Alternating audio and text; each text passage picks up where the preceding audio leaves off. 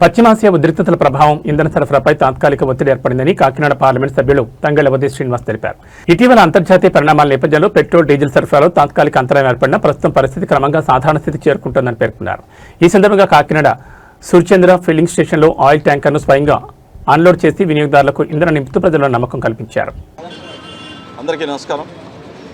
రాష్ట్రం అంతటా కూడా డీజిల్ కొరత అని చెప్పి ప్రజలందరూ క్యూస్లో నుంచి ఉంటున్నట్టు మనం ఎన్నో విజువల్స్ అన్నీ కూడా చూస్తున్నాం.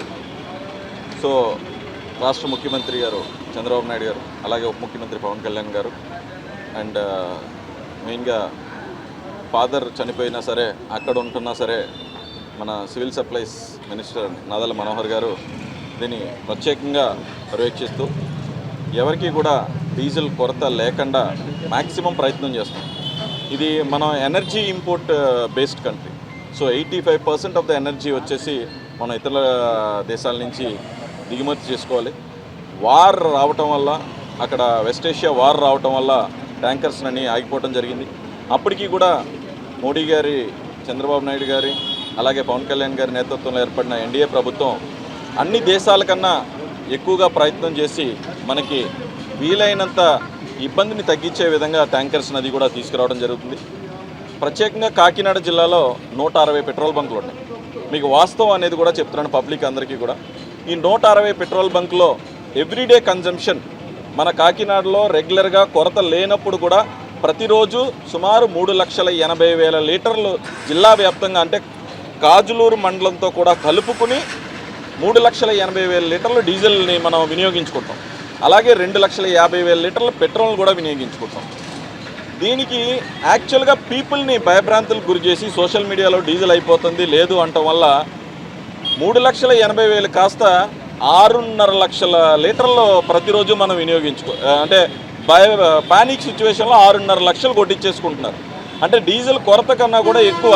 ఇప్పుడు 2,000 కొట్టించుకునేటోళ్ళు కావాలని అవసరం లేకపోయినా 4,000, 6,000 సడన్గా వచ్చేసి ఒక బ్యాంకులో కూడా వెళ్ళి మీరు మొత్తం నా డబ్బులు అన్నీ ఇచ్చేయండి అంటే బ్యాంక్ అయినా ఇబ్బంది ఉంటుంది. అది చదువుకుంటానికి టైం పడుతుంది తప్ప ఏ బిజినెస్లోనైనా సరే అలాగే ఎవరో ఏ భయభ్రాంతులు గురవక్కర్లేదు. వెస్ట్ ఏషియాలో వారం జరుగుతున్న వాస్తవం కరెక్టే, కొంచెం అటు ఇటు ఉండొచ్చు.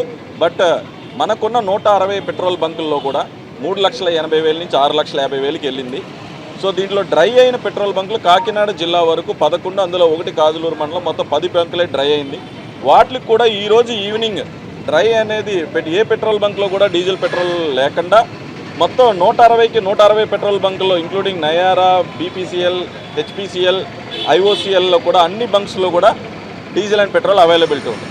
దీంట్లో ఇప్పుడు కోత వచ్చే సీజన్ కాబట్టి రైతులందరికీ కూడా ప్రతి ఒక్క మెషిన్కి కూడా మ్యాపింగ్ చేయడం జరిగింది, టోకన్స్ ఇవ్వడం జరుగుతుంది.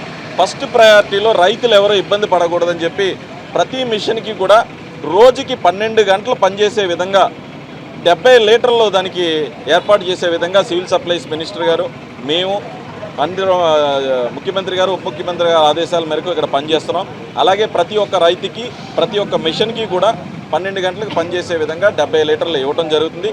ఎక్కడ ఇబ్బంది వచ్చినా, ఎవరికి ఇవ్వలేకపోయినా సరే మీరు కంపల్సరీ డిఎస్ఓ గారిని కానీ, ఎంపీ కార్యాలయం కానీ, అక్కడ ఉన్న సివిల్ సప్లైస్ అధికారులను కానీ మీరు సంప్రదించవచ్చు.